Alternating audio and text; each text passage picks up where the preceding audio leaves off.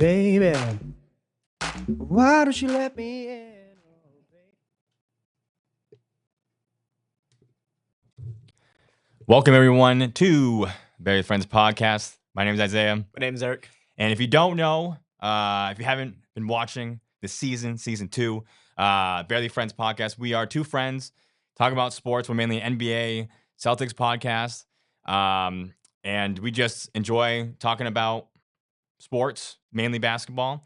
And we've got big news today. All right. We usually start with breaking news, but this is larger than breaking. I don't know how to even describe it, but if you are enjoying, if you like the NBA, if you like basketball, you should know what happened this weekend. If you don't know what happened, I don't think you're a true, basketball fan. I'm just whoops. I always hit the. That's what I meant. Yeah, that's what I meant. They got an air horn. Yeah. I'm kidding. Okay. Luka Doncic is on the Lakers now, and Anthony Davis is on the Mavericks. Now, that is an air horn moment. I usually like to hit the air horn for epic moments, but it's too epic. I don't even know. I don't. That's like no. the.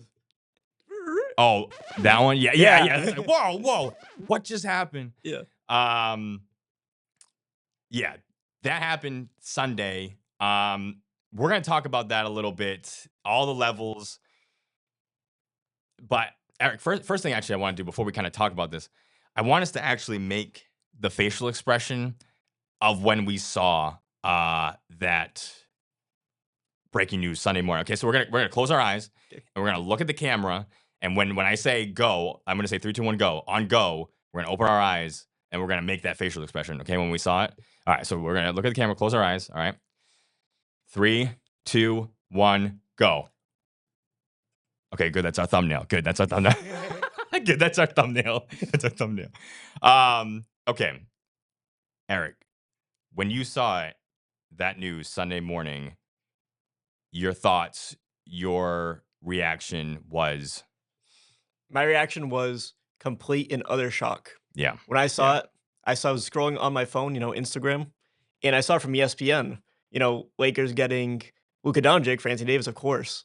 But immediately I was like, this is fake. He got hacked. Shams Charmaine, his account's hacked. Yep. So I looked at multiple news sources, and this was around midnight, so the news is still breaking. And I saw that people were saying the same thing, like, oh, this can't be real. He got hacked. And then Shams himself came out like 15 minutes later, like, no, this is legit. I'm not hacked. And I was like, wow, this is perhaps the biggest trade in NBA history we've witnessed. Yeah. There's a lot to dissect with this trade. My original reaction, I learned Sunday morning, which is pretty much when I think most people learned about it. And, I go to church, I'm getting ready for church, and I'm, just eating breakfast, and it just threw off my morning. It absolutely threw off my morning. I was in utter shock as well. And in disbelief. I've been watching commentary. I've been watching ESPN, Fox Sports. Like, everyone kind of have a reaction and take on it. You never see all-stars get traded.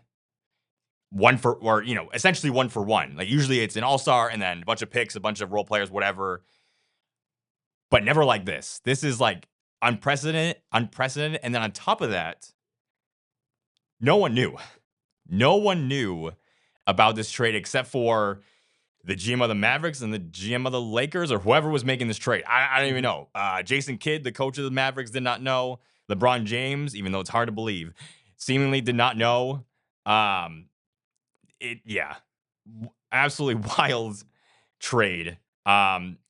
Let's get into the basketball, okay? Let's get basketball first, and then let's think about maybe the business, why each team did this. But let's think about basketball first.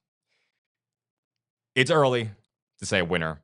We're going to have to wait a few years to say who's going to win this trade.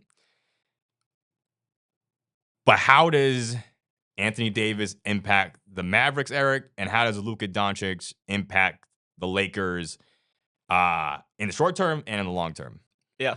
So starting with the Dallas Mavericks, we have, of course, Kyrie Irving and before they had Luka Doncic. So what they did is they got rid of their guard depth and they added to their big man depth. Mhm. I know they had I'm blanking on his name, but they had a pretty decent center, but not quite anyone who's a notable name in the NBA. Yeah. And of course, they were just in the NBA Finals.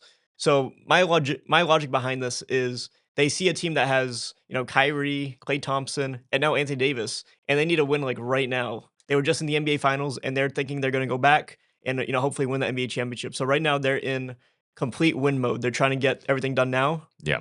and I'm going to say the Lakers won this trade. Mm. And the reason why is because right now, just LeBron James and just Luka Doncic isn't good for a Lakers team. Mhm. But once you see the development of the team in the future, we're looking at the long term of what you said in 5 years. Maybe you look at this in 5 years time. I think the Lakers still have their franchise player in Luka Doncic. LeBron James is probably retired by then, so they can continue rebuilding around this amazing star who was just almost MVP last season. Yeah. So I think the Lakers will make out very well in the sense that they've now got their franchise player and they got rid of the issue of what are we going to do when LeBron leaves. Yeah, I think you make a couple good points there. I see it if I'm gonna say winners and losers of this trade, you could say that the Dallas Mavericks won the short term game, right? Again, like you said, they want to win now. They were just in the championship. You got a player who can not just play defensively, like he is a defensive stud, like top 5 defensive player in the league, but who can also score. Averages at least 25 a game. Not Luka numbers, but he still can be a perennial offensive player. Long term, it's absolutely Lakers because you just got, even though reports are saying, and the reason why, or one of the reasons why the Mavericks gave up Luka Doncic was, we could say maybe Zion Williamson effect. we could maybe say the Zion Williamson effect. His conditioning and whatnot has not been there, and he has missed a good amount of games this year. However, when you pair him with LeBron, who is 40 plus and is maybe the best conditioned player in the league, you think that Luka is going to have a really good role model to go after when it comes to conditioning and good health. And I mean, if he gets his health like LeBron does, or even close, I mean, Luka's going to be, again, we don't even know if he's at his peak yet. He's not even really at his prime, right? So now you pair him with LeBron, is going to be in his final years, and he's going to learn and grow from that. Lakers, yeah, they probably won this trade. Yeah, They probably and won this trade. bringing your point that you said that really the Zion Williamson effect. So funny fact, I was scrolling through Instagram, of course, to get my news sources, Mhm. and they said that Luka Doncic is the 7th heaviest player in the NBA, and for some reason they had Zion Williamson in the background. Like it was a graphic. Oh, about you showed Luka me Doncic. that. You showed me that. I Yeah, say the yeah, picture. you did. I was Yep. like, they just threw a straight at Zion. Yeah, that was unnecessary. It was very And I unnecessary. do want to air out some business right here on air. Okay. So going with the Zion Williamson effect, Yeah. I've gotten a couple reports recently that I've got to lose a little weight. Okay. I'm at 170 right now, Okay. so I just want to air out some stuff. Okay. All right. Well, hey, that's good that you're letting people know. Accountability, right? Yeah. Accountability. That's good. That's good. Yeah. So we'll get that to 167. 167. Good. Yeah. Good. Yeah, that's a Just good goal. kidding. Good goal. But yeah. No, that's good. That's So- good. But no, my concerns with Luka Doncic is not necessarily his size. He's still an MVP level player. And as far as I see, he just finished top 3, I think, or top 5 in last year's race. Yep. His injury right now isn't really that serious. I don't think he's playing right now, but he definitely will be back in time for the Lakers rest of the season. It's just a matter of, like you said, getting a good mentor to LeBron James. And I think he had Dirk Nowitzki for 1 year, but he Yep. really just needs, I think, someone to help him elevate to the next level, even though he's not a kid per se. But I think LeBron James is going to be a good mentor. Yeah, I think that's a perfect pairing in terms of, mentorship and someone you looking up to someone.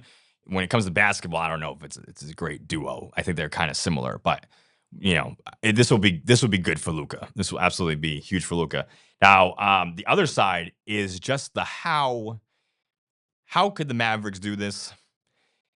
The Lakers, it's understandable. Lakers, Anthony Davis was your defense. That's pretty much it.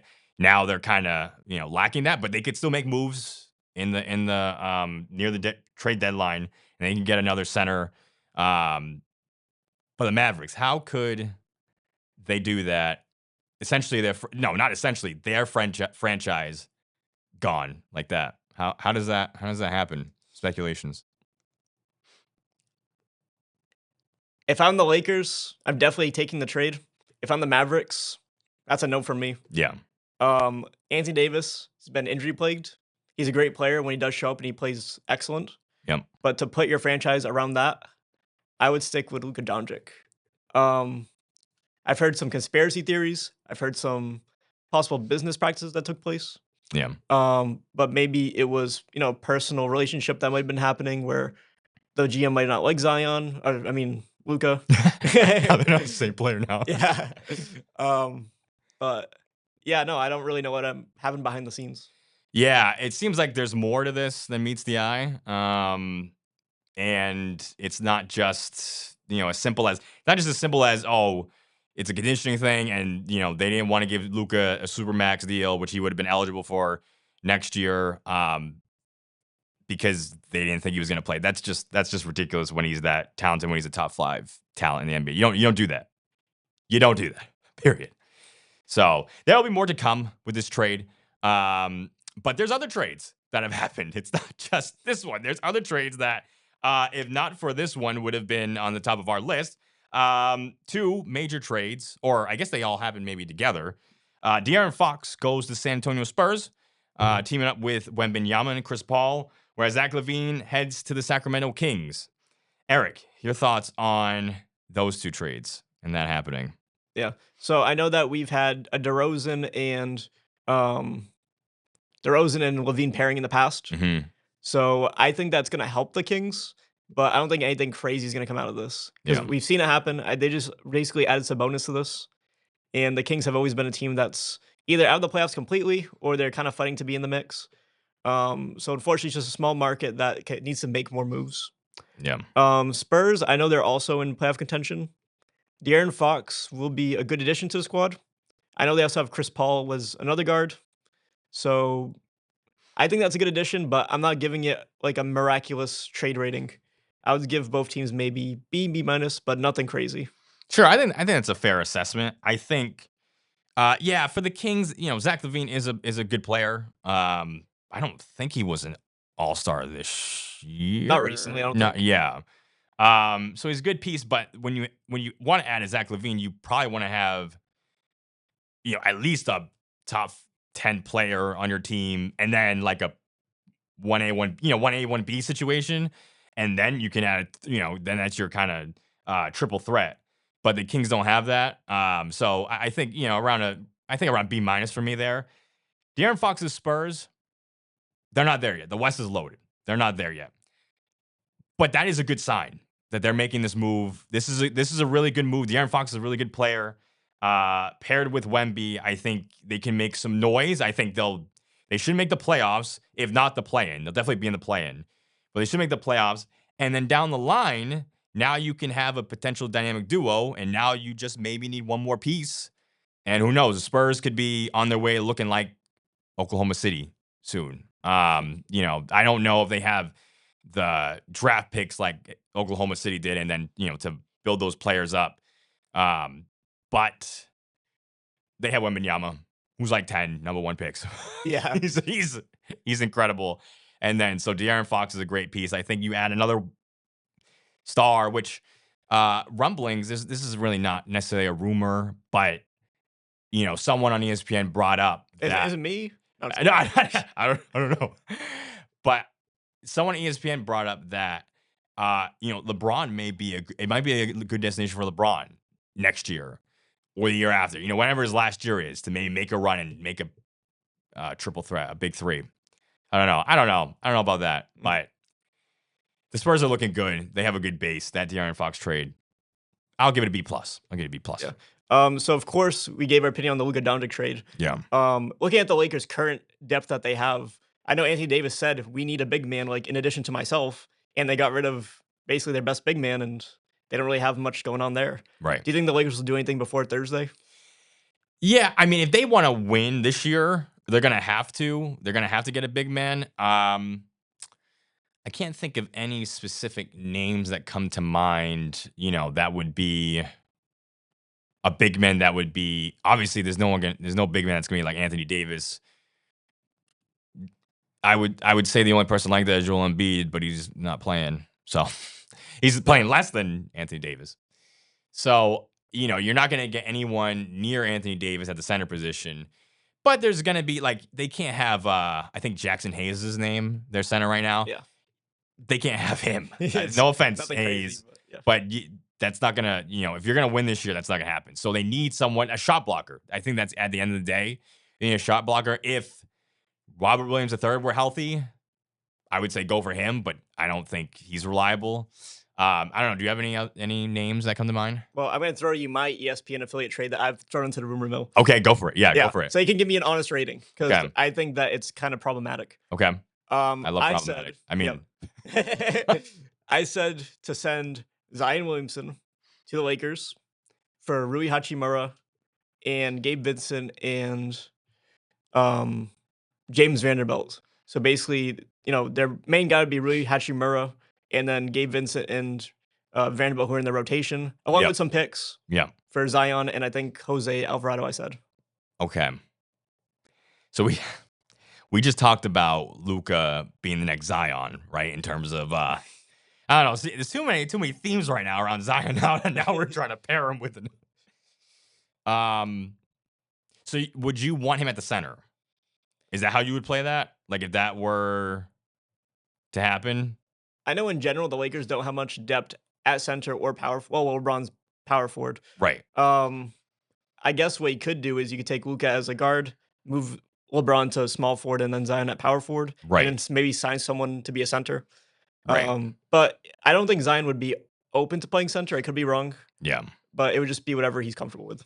Yeah, I don't see Zion as a center. I don't think, it's, when we're thinking about a shot blocker, I mean, he can do it, because he just has the athleticism to do it, but I don't think that's really his forte to be in the paint and kind of shot block.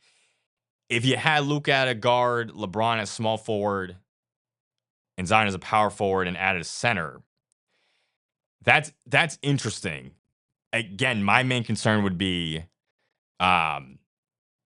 both Luka. How many times are you gonna have Luka and Zion on the court at the same time? I think you're almost gonna at least gonna hope you're gonna have one of them, on the court at the same time.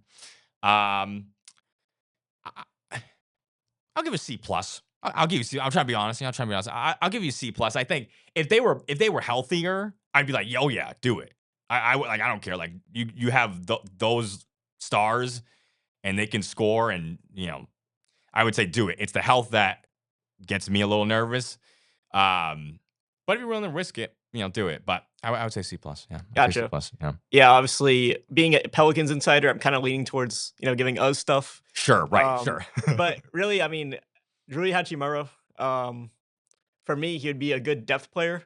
Yeah. But obviously, you're trading away a franchise player for some assets, which honestly, I think Zion's trade value has definitely gone down because of injuries, which you've mentioned. Yeah. But I do think that in the case of Kristaps Porzingis, where we weren't sure if he's going to work out for Celtics, and he still really, honestly, has been pretty injury-plagued for us. Yeah. But if you have someone like LeBron James who's consistent and can play all the games, and Luka Doncic, if he can stick it out and not get injured, then that takes off some weight from Zion, where he's been kind of getting pressure to be this big franchise guy who has to basically carry the team. Right. Yeah, for sure. I think if you add depth, if you add a center, add depth to the power forward position as well, I think then it could work. But I think there's some other things that have to go down. Gotcha. For sure. Yeah, and then this last big breaking news, which I thought would probably be the biggest breaking news I even yeah. But Jimmy Butler is suspended again. It's no pun intended. Just he's suspended again indefinitely though, this time by the Heat. Don't have to go on this too long, but and the fact too, we talk about the trade deadline, there's been talks that I think Jimmy to the Warriors. The Warriors have wanted Jimmy, but Jimmy has been like, no, I want to go to the Phoenix Suns. Like, that's my destination. That's all I want to go. And like, on this point, I'm like, man, your trade value is so low at this point. Like, if the Suns aren't calling your name, what are you going to do? Right? Like, I don't know where Jimmy goes from here if the Suns don't get him. I don't know. Yeah. That definitely is tough. I saw those, same rumors that he's not really taking any teams. I know Warriors, of course, came up, but I think other teams might be in the mix that he's like straight out just said, I'm not going to play for them. Right. Um, yeah, I guess. And honestly, I don't even know why he wants to go to the Phoenix Suns because they've had Booker, Kevin Durant, and Bradley Beal, I believe, and they Yep. really haven't done much. Yep. So I really don't think Jimmy Butler is this missing piece to the Phoenix team, even if they didn't have to move any of those big pieces. Yeah. If I was Jimmy Butler, I'd be trying to go to the Celtics, maybe even the Warriors or Lakers, just for like a destination that you would want to be at. Sure. I know that Warriors are not the best right now, but regardless, I think the Warriors would be a good fit for him, being along Curry, and in the future getting a second or third person to support him and be there. Yeah. Yeah. I don't know. I don't know what Jimmy's doing. But it ain't good. And it ain't good for him. So we'll see how that develops. But that is the last of our breaking news. I will say real quick though, there was a headline that I saw on ESPN this morning. When we talk about the Phoenix Suns, would Kevin Durant go back to the Golden State Warriors? I don't want to hear any of that, man. I don't want to hear that. Stephen A. does not want to hear anything about that either. He's like, any other team but the Warriors. I don't want that to repeat either. Rather have LeBron at the Warriors, to be honest, even though that would also be infuriating. But saw that, I was like, no, thank you. No, thank you. I guess if you were Jimmy Butler, where would you want to go?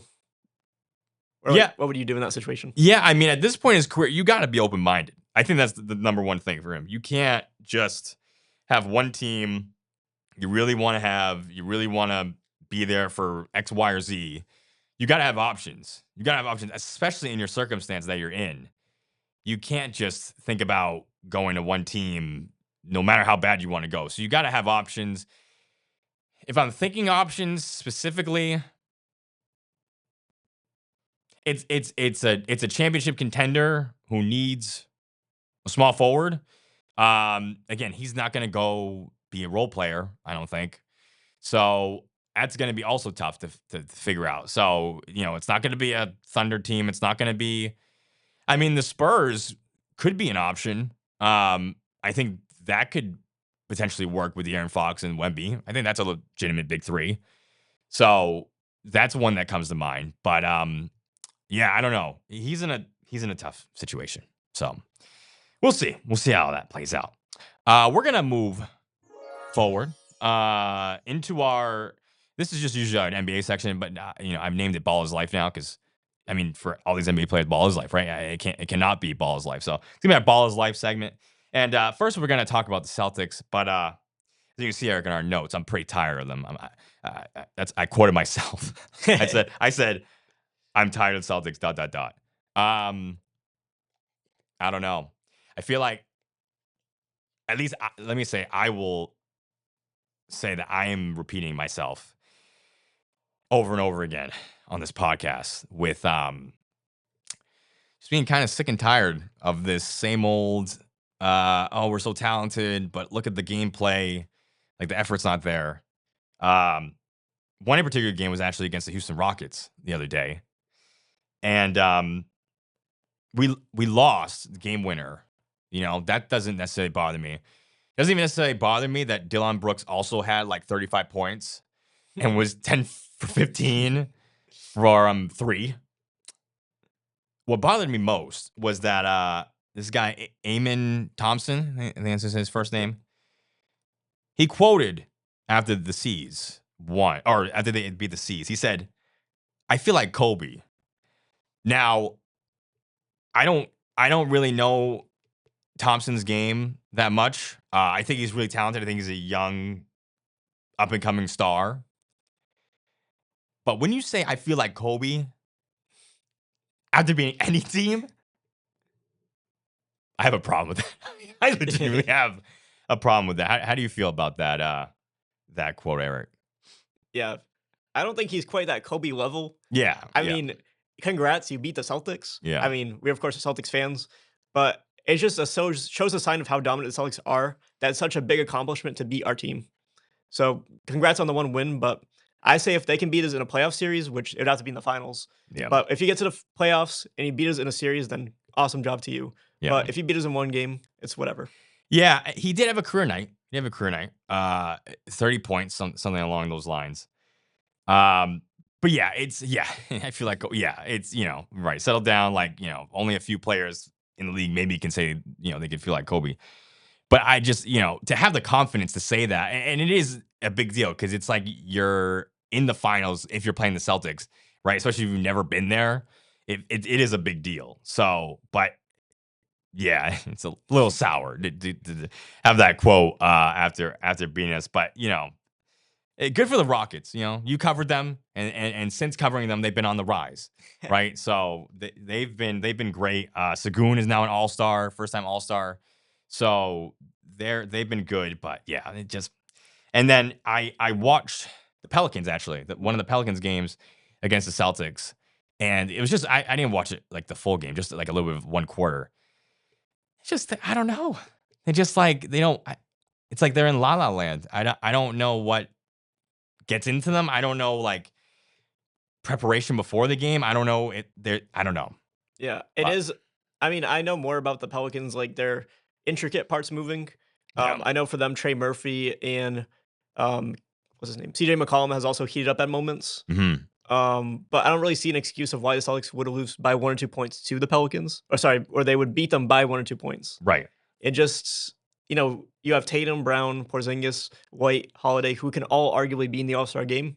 Yeah. And they're versing a tanking Pelicans essentially. Right. And even though they still won, the fact that they lost by those 2 points and Tatum hit a buzzer beater over somebody, it's not a good look for Boston. No, it isn't. Thank goodness the All-Star break is coming up, and so they'll have time to think and to recuperate and to go over all they need to do. And actually, my dad said you'd like this, but he thinks that most of the blame can go towards Joe Mazzulla for this one. Oh, that is actually that's interesting because I'm usually on Joe Mazzulla, right? Yeah. I'm usually right on top of him saying, "Why, Joe? Why are you doing X, Y, Z?" I'm not just going to blame Joe Mazzulla in this. It's on the players too. It's on Tatum. It's on Brown. It's on Holiday. It's on White. It's on everyone, really, but especially the stars of this team. Like, they have an example. They set an example. And if it doesn't come from the top to the bottom, and Joe's on the top too, so he's to blame. But I also want to give blame to the players too. It's not just Joe's fault. This is seems like a whole culture issue, and that includes the players. So, but yeah, no, I do like that. I'm trying to be nicer to Joe, but right now it's hard to. It's hard to be nicer to Joe. Yeah. So hopefully after the break they got that nice rest. Well, I don't think rest because of Tatum will be in the game or Brown, Right, But right. hopefully they feel rejuvenated coming into the second half. Absolutely, 100%. They're young too, so. Oh yeah, my dad said that. Talking He's like, about how old are rejuvenated. they? And it's Yeah. like 26, Yeah, 27. doesn't need to be this whole thing. I saw an article too about changing the game to 10-minute quarters. Come on now. Come on now. All right. Let's move on. Before I get heated. All-Star selections have happened. They have rolled out, and I think the selections for the most part have been good. I did see James Harden was a All-Star, I believe, which was a little surprising.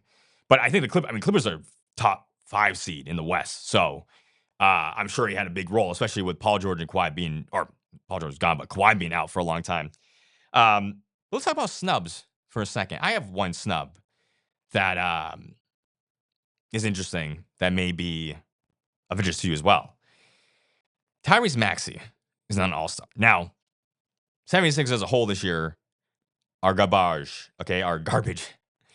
Not good. But that's mainly due to Joel Embiid not playing in many of his games. Tyrese Maxey has been averaging 25 to 30 points a game in the games that they've won or have been competitive. It has been about Maxey. And he's the star of the 76ers this year. And it's not even close. So I think if the Sixers were in playoff contention, even play in, I think he probably gets in. But I don't even think they're in the play-in tournament right now. And I don't think they probably will, to be honest. So, I think those are the main reasons why he's out. But nonetheless, this guy is like an all-star. He is.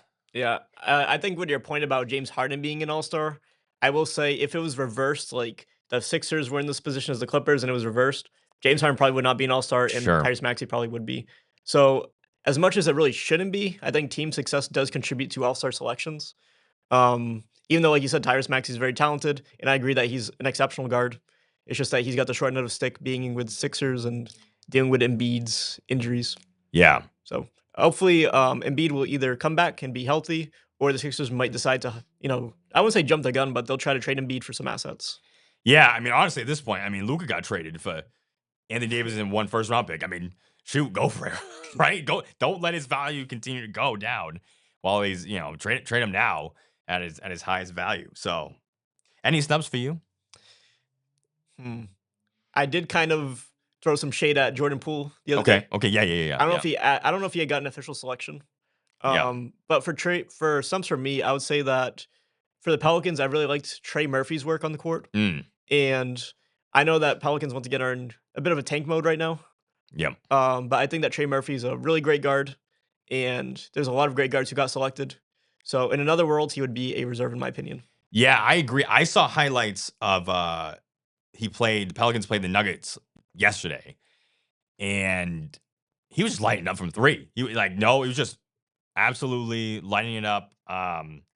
He's gonna be he's young. He's very young. He's gonna be a star in this league, and the Pelicans have a really good player. If they keep Zion, that's a pretty good dynamic duo along with CJ McCollum. I mean, they have, and y'all still have Brandon Ingram, right? Yeah. Right. I mean, that's like a good core. So that comes together. That'd be really good. So Yeah, honestly, it's just been injuries that have affected the team. Right. But when they're all on the court at the same time, they're amazing. Yeah. So it would be nice to see them healthy in the playoffs. That'll be fun to watch. All right, let's move on now to what should be the probably biggest sporting news or event that's happening this weekend. But again, I think that Luka Davis trade is wild.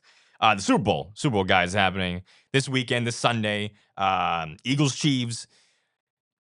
I again have mixed feelings because the Chiefs are in it, and all these posts about if the Chiefs win, Mahomes is the GOAT, and we are Patriots fans, so Tom Brady is our GOAT. I may say he will never not be my GOAT. But let's just talk about the game for a second. Do you have a favorite? Do you have you think Eagles or Chiefs is gonna win? I did take Chiefs for the pool. Okay, you took favorite. Yeah. I was gonna say we're gonna talk about the pool a little bit, but you got the Chiefs winning it. I got the Chiefs winning it regardless of point spread, whatever. I just think they're gonna win the game. Yeah, and let's dive into the pool a little bit. So the spread right now is -1.5 for the Chiefs. But it really doesn't matter essentially who wins. I mean, if it's a 1-point game, either way, that's gonna be crazy.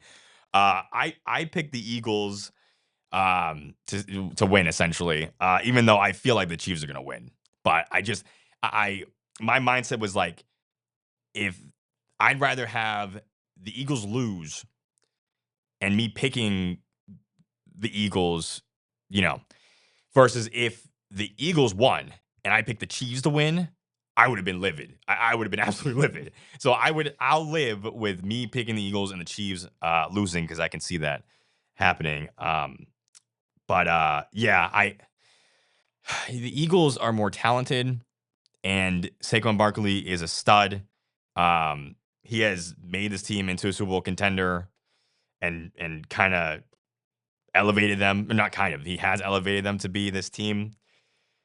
So it should be the Eagles, but again, the Chiefs just keep winning with or without the refs, right? With or without the refs. So it's tough to bet against them. So I think it'll be a fun Super Bowl.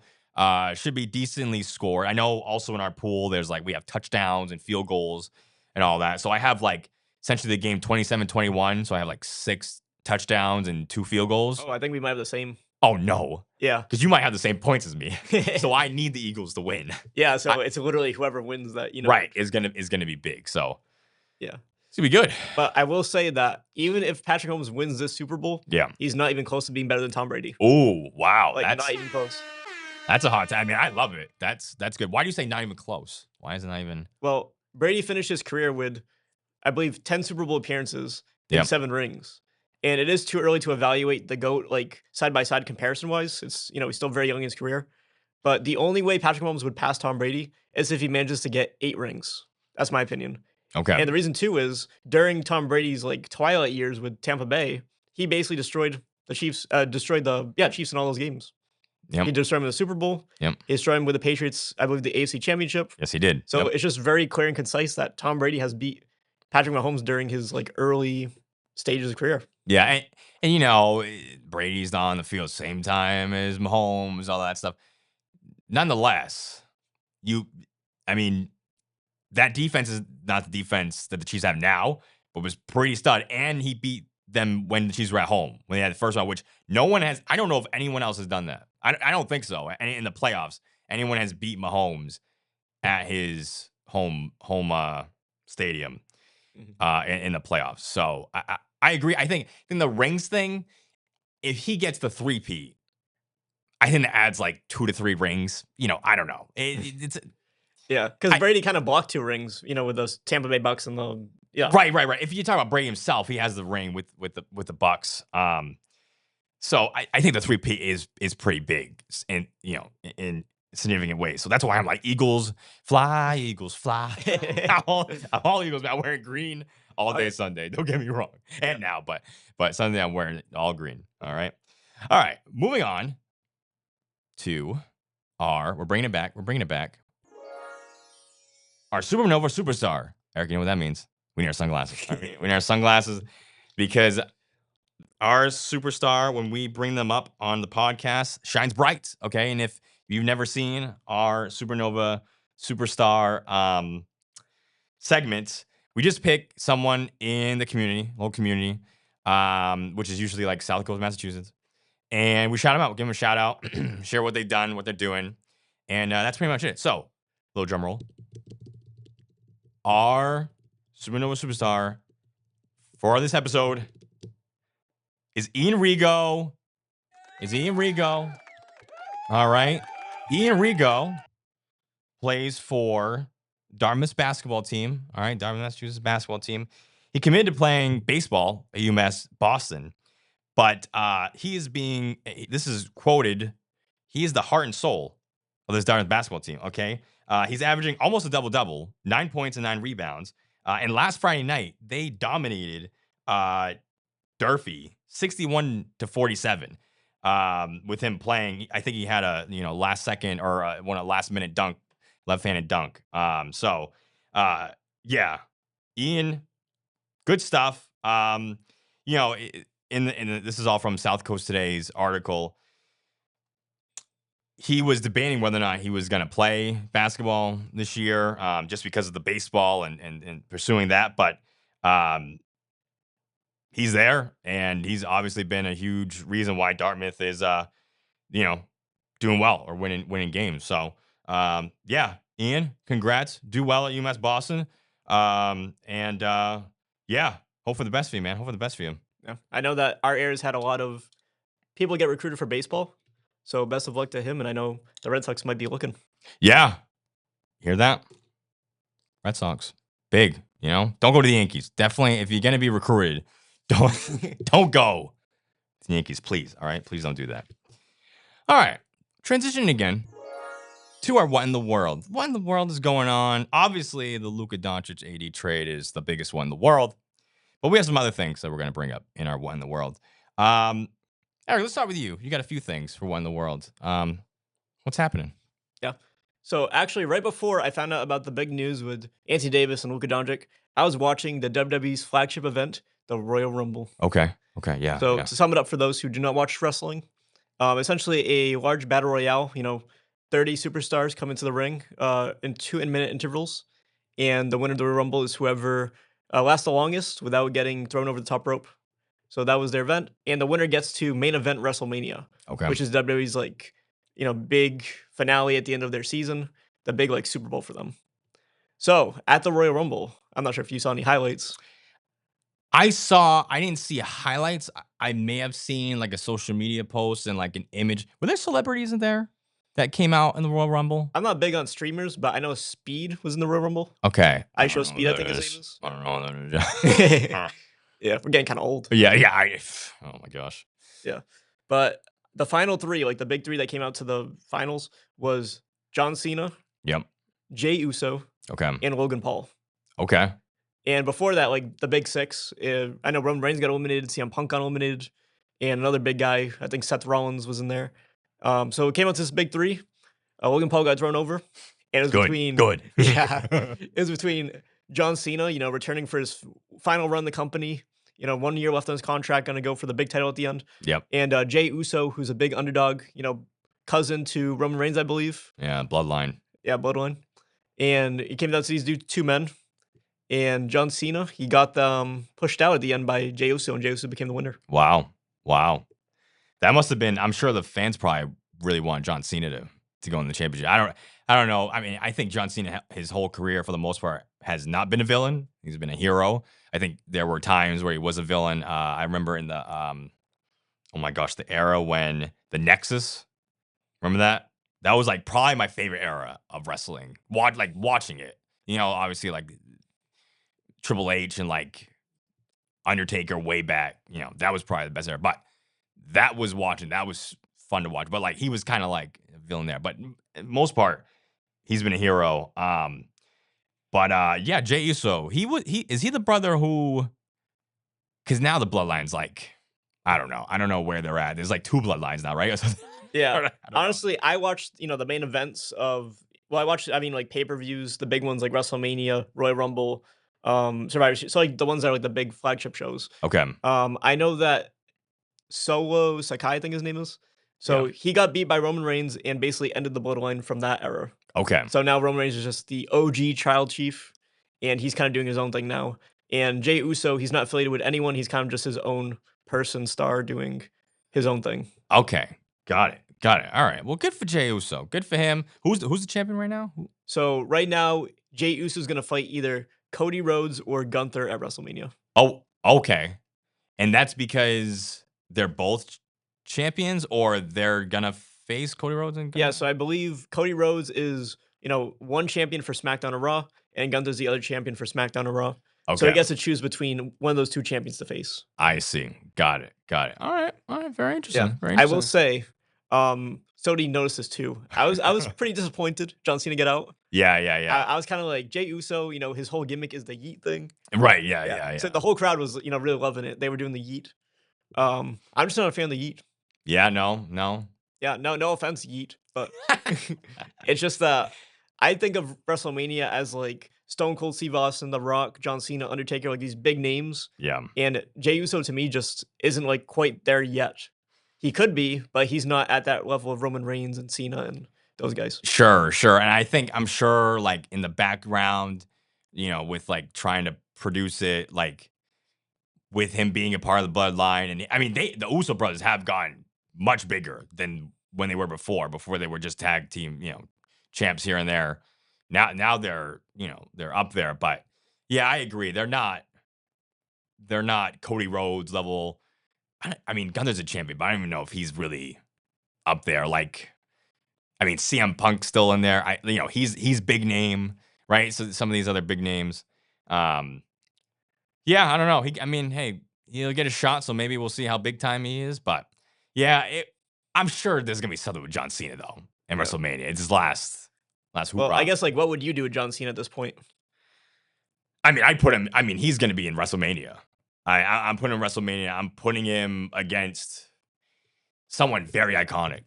Someone he's either had beef with or someone who is a champion. I don't know, but I'm putting him in like it's gonna have to be must watch WrestleMania. I don't know who that could be specifically, but it needs to be someone iconic and or someone big time right now. Yeah, I do know that we watched WrestleMania together, I believe, last year. Yes. So knowing that Jey Uso now was the Royal Rumble winner, I mean, Cody Rhodes, Gunther, nothing's guaranteed in life. They might lose the title before WrestleMania. Right. But would you be interested in seeing him face any of those 2 guys? Like, would he be invested in the match? I mean, if we're talking about based on last year's WrestleMania, I mean, it's not. No, it's not gonna compare. It's not gonna compare to the finale that happened last year. That was like Marvel. There's not gonna be anything. Okay, no other matchup that's gonna happen like that. But that whole, if you just thought about Roman Reigns and Cody Rhodes and that whole storyline throughout that season, it's it's Jey Uso versus Cody Rhodes or Gunther. I would probably rather have him be against Gunther. At least that would be maybe a new thing. But that is still weird. I don't know. I see Gunther more like Drew McIntyre. I know that was like a little thing going on. So I'd rather see him play and big guys play big guys. But yeah, no, nothing's gonna be like last year's WrestleMania event. No chance. No chance. You also have some Grammy news you want to share with us. Yes. So I watched the Grammys on Sunday night. Okay. There was a lot of, great winners, great moments. And the two big categories, Song of the Year and Album of the Year. For Song of the Year, we saw Kendrick Lamar's Not Like Us come away with the Grammy for Song of the Year. Okay. And for Album of the Year, to conclude the show, we saw Beyonce win that category. And Taylor Swift, who was in attendance, walked away with 0 Grammys. So, a couple highlights in there. Yeah, that's I don't know. I don't like more about Grammys than I do. Okay, first of all, you know more. All right. How this works, how the voting works. So Grammys, what is if it's like the Grammys versus right, obviously Grammys is music. But like there's like, just country, there's just rock, all that stuff. Like, is this just like the biggest award for music artists, would you say? I would say right now, and for the past 60, 70 years, the Grammy is considered the biggest achievement in music, in the music industry. Okay. And it's just all around. So this is like all around almost. And they have specific awards here, right? Yeah, they basically have, a bunch of categories. I believe there's like 90 awards. And there's 9 big awards that make it onto the television program. Yeah. And those 9 awards, like Song of the Year, Album of the Year, Record of the Year, like the ones that are the biggest. Okay. And of course, Song of the Year, there was a variety of like pop, country, rap. So there's a little bit of everything for those different categories. Yeah. And it's chosen by 13,000 voting members of the Academy. Oh, wow. Which I might be part of next year. There you go. That's right. Yeah, that's right. So, these awards were given by the recording members, and it's like Kendrick Lamar and Beyonce came away with the biggest awards of the night. Yeah. I mean, it's hard to believe that Taylor Swift walks away with 0. I thought like this is based off last year, right? Like 2025 season. Yeah. So her album, I know you don't really listen to it, but it's called The Tortured Poet Society. So that was the work that was like eligible. Okay. I don't know. I mean, wasn't that like, I don't know. It's really hard for me. I mean, like, do I care that much? No. do I care that much? No. I don't know. I just think, I guess because I see her so much now because she's always with Travis Kelce, always on the Chiefs, and I always see her on TV now. So, but I mean, she's arguably the biggest artist right now today. So, I mean, Kendrick Lamar and Beyonce are obviously big too. But yeah, that's a little strange to me. I'm not gonna lie. I will say with Taylor Swift, I believe she had a pretty good performance, or rather a good, showing last year at the 2024 Grammys. Yeah. I can't recall how many awards she won that year, but she did like get a good amount.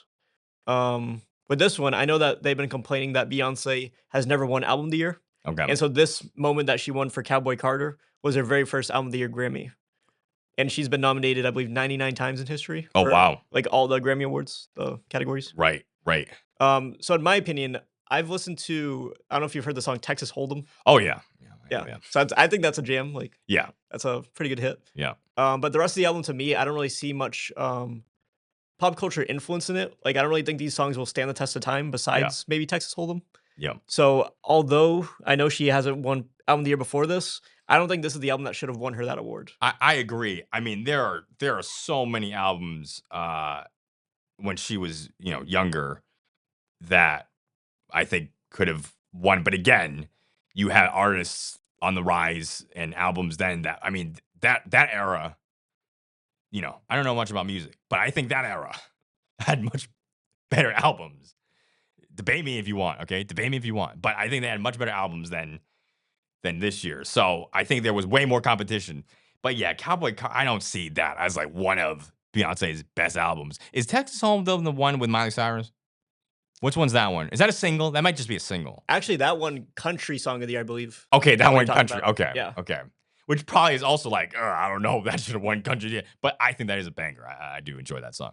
Yeah. Oh yeah, yeah. And obviously we have Kendrick Lamar.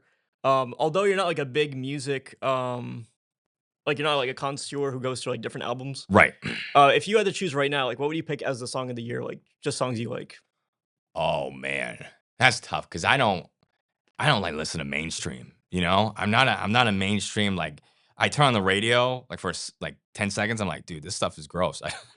I just don't. So I do listen to modern music, but it's just not like on the radio. I've told you. I'm not saying this is my answer, but I've told you I've been listening to Jelly Roll. I know you're not a big fan of Jelly Roll, or at least you've told me. Yeah, I'm not big. Yeah, right. You're not big. But if I'm gonna go with like a mainstream up and coming artist, I'm probably riding with Jelly Roll. And I don't like country music. I don't. But I listen to his stuff and I like it. So again, that's not my answer, but that's one of the artists, I guess, modern up and coming that I kind of am behind. So Yeah, I am a little bit biased. Back in September, I met Miles Smith. He has Stargazing and a lot of other songs that I enjoy from him. yep. I think he deserves to be somewhere on the ballot for Grammys. Okay. He doesn't show up at all. I know he's also an upcoming rising artist, and he's nominated for some Brit Awards in England. But he's someone who I think should in the future be on the Grammy ballot. Yep. And as far as album of the year goes, I thought Charlie XCX. She's the boom clap girl. Okay. Yeah. Yeah. Yep.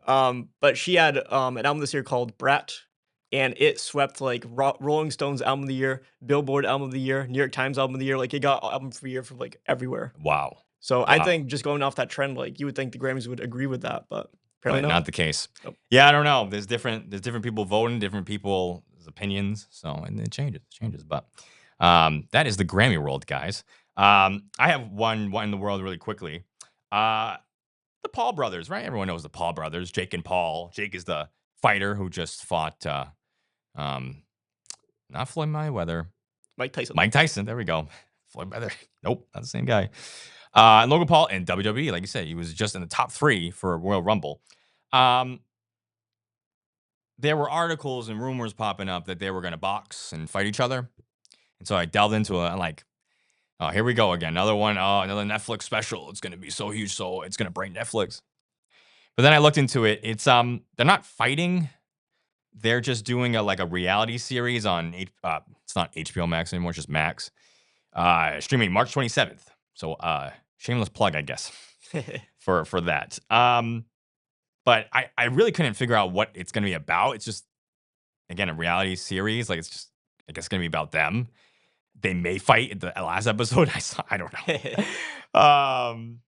But they are crazy influential right now. And so anything that comes up, anything that pops up, it's like you kind of gravitate your eyes on, like, what's happening? What's going on? But I don't think they're really fighting, or at least it's not going to be like an official boxing match. It's just their new reality TV series. So Yeah, like you said, it was a kind of just a promo. yeah, right. But I guess theoretically, like, who do you think would win in a boxing match? Yeah, Logan Paul has like legitimately boxed, I think, before. I think. I mean, you look at them both, and I'd say that Logan Paul looks more fit. But Jake has just been fighting, even though he may not be, or I may not consider him a legit boxer. He's been training more boxing, so I probably still lean toward Jake. But it's a brother fight. You never know. That tensions can rise. People can bring up emotions, and then it could switch really quick. So Yeah, like you said, right on the reality show. right, reality. You never know. That was gonna be switched. So boxing may be out of the equation in terms of it might be a mental thing with who wins this. So. Basically, gonna give you like Keeping Up with the Kardashians. Yeah, except with the Paul brothers. Keeping Up with the Pauls. That doesn't sound right. Hopefully, it's named different. Something different. Yeah. But there's that. Something really quick if you want to know something about the Paul brothers. That's happening. All right, last little bit of our segment here. Going to be our mailbag segment. We want to give a shout out to at Small the Master. Okay. He commented on one of our reels, on our Sorry LeBron reel, which if you didn't see it, it was just we said that LeBron, out of all the All-Stars in the Western Conference, he would be the one out, that he would still be a reserve. but he would be out of our, top 5 regular starting All-Stars in the West, right? So at Small the Master commented, he said, bad first impression. Yeah, that's very true. I mean, if LeBron saw this, which I mean, that'd be great if he did. It would not be. He would not be happy about that. He obviously considers himself an all-star, and I think him seeing that would he would roll his eyes. But I mean, I kind of stand on it. I mean, to a degree. Again, talking about forwards. I mean, it's LeBron or Wemby. That's tough. Give Wemby another year, and I say definitely Wemby in that spot. But right now, I can still give it LeBron, but Yeah. I'm very much a team LeBron. I obviously in the real said like I support that. LeBron's like starter level, GOAT level. right. And I think I would say at this point like almost a Wemby like I wouldn't say super fan, but like he's your guy at this point. Yeah, I mean, if you want to buy me a jersey, I ain't gonna be upset. I ain't gonna be mad. Hey man, don't tell me it's fake. I don't care if it's fake. Don't tell me it's fake though. you know. Yeah, I'm definitely a big Wemby fan. If I saw a Spurs Celtics game in person, I wouldn't have to go to any other Celtics game. I really wouldn't. I would be in basketball heaven. That'd be good for me. Yeah, it might be cheaper tickets too, because right now the Spurs are like iffy. Right. If you went to San Antonio, right? I mean, even if it was in Boston too, it might be a little cheaper. But if you went to San Antonio, you practically free compared to up here. Yeah, and then you're seeing your women's GOAT, I think, sometime next year, right? Oh yeah. Oh no, this year, Caitlin Clark. Yep, against our Connecticut Sun. So that'll be a TD Garden too. So that'll be fun. I'm excited about that. All right, Eric, you have some last few questions here. We got a few minutes about some All-Star events. Yeah. So of course, by the time this is published, it'll be closer to All-Star weekend, and we have our big 3 events, I believe, for either Friday or Saturday. But Okay. those iconic events are the skills challenge, the 3-point contest, and dunk contest. So I'm gonna ask Isaiah, Yeah. who do you want to see participate in those contests? Yeah, simple answer is the All-Stars. The All-Stars. I see LeBron, Wemby, Zach LaVine. Again, I don't care. I see Zach LaVine again. Dunk contest. You can bring back Curry again for 3-point. Trey Murphy, 3-point. Is he in it? I don't actually remember who's in each of these. All I know is, I don't think he's actually been in one yet. yeah, all I know is for the most part, they're names that I'm like, who are you? Yeah. They're like Mr. Irrelevant. They're in the NBA. They're good players. So I'm not like diminishing that they could kick anyone's butt in basketball one-on-one. I'm just saying there's no All-Stars. Yeah. For the most part. No offense, but I really don't want to see Matt McClung dunk again. I was going to say Matt McClung is the star of the dunk contest, and I've seen him twice. Yeah. I don't care if he's won it. Like, it's going to be old. Yeah. That's my simple answer. I don't really have specifics, but like, I don't know if it's a hot take, but if you had the All-Stars, if you just had the All-Stars picked, wouldn't you just want them in everything? Yeah, I mean, they're already there, the game's really not that intense. I don't know why. 3-point contest, nothing in terms of like, you're not gonna get, I mean, you could get rolling, but like, you're not gonna, right? The only thing is the dunk contest. The only thing. But yeah, just pick 4. It's like, Pick 4 healthy guys. I challenge Zion, 3-point contest and dunk contest. oh, you want to be 3-point? I mean, I'll see it. Shoot, I'll watch it. If you put Zion in 3, people are gonna want to watch it. So, all right, that is gonna conclude our episode of the Barely Defense podcast. Again, my name's Isaiah. My name's Eric. Thank you guys for watching. We'll see you next time. See you later. Your eyes like the color of the ocean. Why did you let me in? Why did you let me in?